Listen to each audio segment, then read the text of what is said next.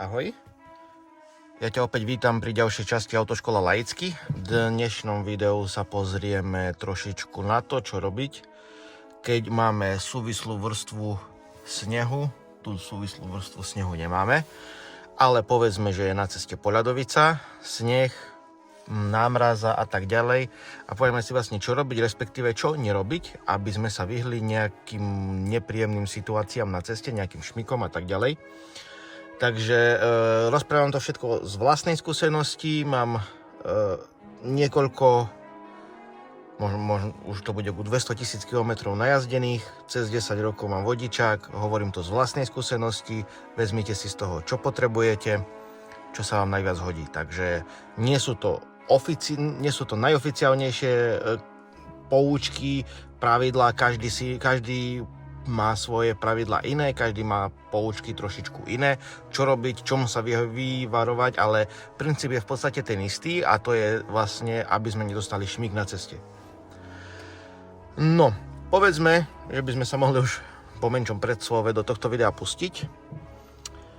A nezáleží ani tak na tom, či máme benzín alebo máme diesel, záleží na tom, či máme pohon predných kolies alebo pohon zadných kolies. Hovorím to skôr pre nežné osadenstvo, pre nežných poslucháčov, teda pre ženy. Väčšinou zadnokolka je Mercedes, BMW, ak jazdíte na dodávke, tak časť dodaviek a možno nejaké japonské značky, to nie som si istý. V Japoncoch sa moc nevyznám, ale späť k videu. Prednokolka to sú štandardné Volkswagen Group, čiže keď máte Volkswagen, Škodu, Seat, Audi a tak ďalej, tak s najväčšou pravdepodobnosťou máte prednokolku, nie 4x4. Delí sa to na nedotáčavé a pretáčavé vozidlo. Nedotáčavé je prednokolka, to znamená, že v prípade šmiku do zákruty vám auto pôjde rovno, čiže vy točíte s volantom a aj napriek tomu, že točíte, brzdíte, pridávate, auto ide stále rovno. Kdežto pri pretáčavom vozidle, to je tá zadná náprava, ktorá je hnaná, to je BMWčko, Mercedes a tak ďalej, ktoré sme si spomínali. To znamená, že auto je pretáčavé. Vysvetlím, idete do zákruty, podradíte si do dvojky, pridáte plyn, lenže auto spraví to, že zadok, teda zadné kolesa sa budú snažiť predbehnúť predné a vás stočí do zákruty. Chalani, drift projekt určite poznáte, takže drifteri viete, o čom rozprávam. Ale na čo si dať pozor?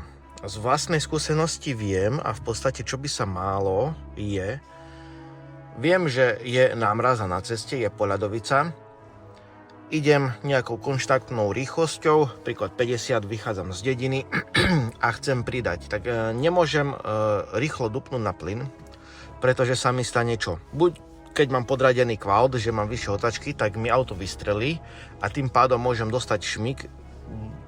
Vychádzam z dediny, je nejaká zakruta a viem, že je poľadovica, tak nemôžem rýchlo dupnúť na plyn, lebo dostane auto šmik.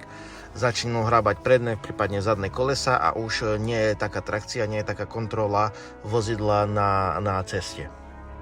Ďalšia vec, ktorú nerobiť, je, idem po ceste príklad 90 alebo 80, snažím sa prispôsobiť jazdu v stave vozovky a stave svojich zručností. Čiže idem po ceste 90 mimo mesto, idem 80, idem 70 podľa toho, na čo sa cítim. A dôležité je nespanikáriť. To znamená, že vidím pred sebou zakrutu a ja si poviem, cipana, tak tá je zakruta a ja idem 90. Tak spravím čo? Tak rýchle nedupnem, ale rýchlejšie stlačím brzdu. A to je chyba, lebo vy dostanete vtedy šmik. A už auto je veľmi ťažko ovládateľné. Tí, ktorí ste neskúšali v zime driftovať, alebo vás to rodičia, teda otcovia neučili, tak viete, že teda tých, ktorých to vás učili, tak viete, ako s tým narábať, ako už keď dostať šmík, ale pre nás, alebo pre vás respektíve, ktorí ste začínajúci vodiči a by ste dostali šmík, tak je to veľmi, veľmi ťažké ustať. Ide o tom, že ako som spomínal, netreba spanikáriť, to znamená, idem konštantnou rýchlosťou, idem 80, idem 90, vidím nejakú zákrutu, spravím čo? V prvom rade vezmem nohu z plynu, auto automaticky začne spomaľovať, lebo brzdené je vlastne tou prevodovkou, tým motorom.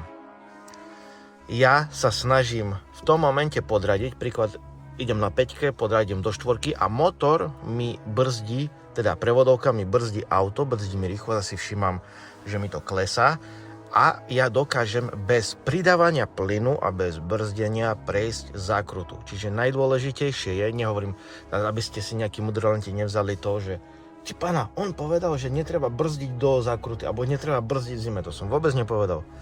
Len ak je predo mnou zákruta, ja idem nejakou vyššou rýchlosťou, vyššia rýchlosť považujem nad 70, v zime nad 70, potrebujem ustať tú zákrutu bez brzdenia, lebo môže sa stať, že z tej zákruty vyletím, lebo vy, keď stlačíte brzdu počas brzdenia do zákruty a v zime, teda počas prechádzania zákruty v zime, automaticky dostanete auto do šmiku a vy už keď máte auto v šmiku, môžete si to niekde pred Teskom na parkovisku skúsiť, vy môžete točiť volant doprava, môžete točiť doľava.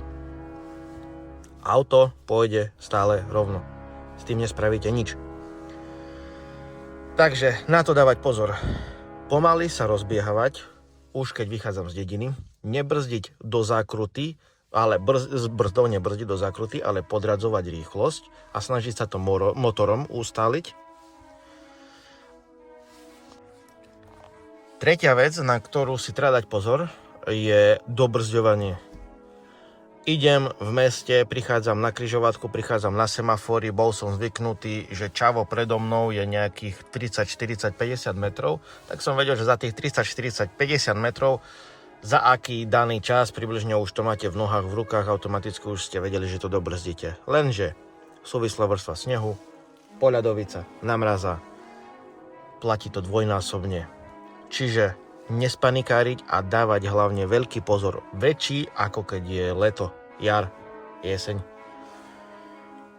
Lebo vy prichádzate na križovatku, idete nejakou 60-50, tak vám raz toľko trvá, kým zastavíte na zľadovateľej ploche ako na suchom asfalte. Čiže z tohto dôvodu treba dávať pozor a už dopredu nepozerať tam tomto, čo sa deje, ale dávať pozor na autá, ktoré sú pred vami a pomaličky buď to brzdiť kvázi motorom, čiže idem na 4 alebo na 3, podradím si do 2, pustím spojku, auto mi automaticky pomaľuje, znižuje sa rýchlosť a jemne brzdou to dobrzdím, lebo vy to isté, čo pri brzdení do zákruty, ak dupnete na brzdu, pána auto, dúpem už na brzdu, vy stratíte trakciu s vozovkou a už idete šmikom, idete, keď sa šmikáte na tobogáne alebo na sankách. A už to proste je ťažšie, respektíve nemožné niekedy dobrzdiť. Novšie auta majú ABS. ABS znamená to, že vlastne to je čidlo na kolese, ktoré dáva signály riadiacej jednotke a vy, keď dostanete šmík, to čo som rozprával, tak ono vám automaticky zatvára a uvoľňuje brzdu. Čiže vám to zabrzdí, pustí, ale to sú také rýchle tieto kmity, teda brzdenie a pustenie, že vy si to ani v tej chvíli neuvedomíte, ale ono vám to pomáha, aby ste nedostali šmík. Cítite to na nohe, že vám to tak bije do nohy. Vtedy to púšťa, zatvára ten piest na brzdovom strmení.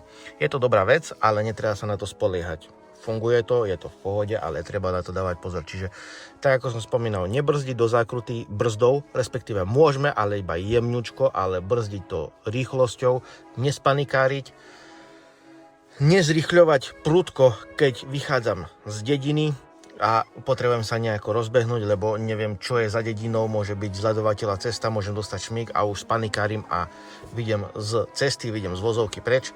Pozor na dobrzďovanie a ešte jedna vec, chalani a dievčence, na ktorú si dávať pozor, to viem tiež z vlastnej skúsenosti. A ak idem na ceste, zase to je jedno, či obec, či mimo obec, ale v podstate mimo obec, lebo tam idem to väčšou rýchlosťou, treba byť veľmi jemný, čo sa týka kmitu volantom, teda otáčania volantom. Na suchej vozovke viete, že idete vyššou rýchlosťou, stačí jemne trhnúť volant a auto ide do pruhu, z jedného pruhu do druhého pruhu. Kdežto pri zľadovateľej vozovke v podstate to platí to isté, len môže sa stať, že dostanete auto do šmiku. Spanikárite, trhnem volantom, alebo otočím sa, vzadu mi dieťa plače, alebo kričí niečo chce, ja sa otočím, trhnem volantom v podstate a auto už prechádza z jedného pruhu do druhého pruhu, teda pomedzi čiary. A čo sa stane? Ja sa zľaknem a snažím sa strhnúť volant naspäť do pravého pruhu. Lenže ja strhnem volant do pravého pruhu, auto už je v šmiku, strhnem do ľavého a tak ďalej a proste skončím, nedaj Boh, mimo cesty. Čiže aj keď sa deje čokoľvek v aute, v podstate OK, jemne zastaviť, neotáčať sa, netrhať volantom, v zime to platí dvojnásobne, lebo už je potom neskoro, už treba ináč manevrovať, už to nedokážeme tak jednoducho ustáliť auto na zľadovateľej ceste. V ďalšom videu, dievčence a chalani, ak chcete, ukážeme si, keď bude ľad, alebo zľadovateľa vozovka, tak ukážeme si, ako ustať šmik, čo robiť, ak dostaneme šmik. Takže dúfam, že ti táto časť autoškoly laicky nejako pomohla. My sa vidíme pri ďalšom videu, daj mi vedieť, čo si o tom myslíš, akú ďalšiu časť autoškoly by si chcel a vidíme sa. Čus.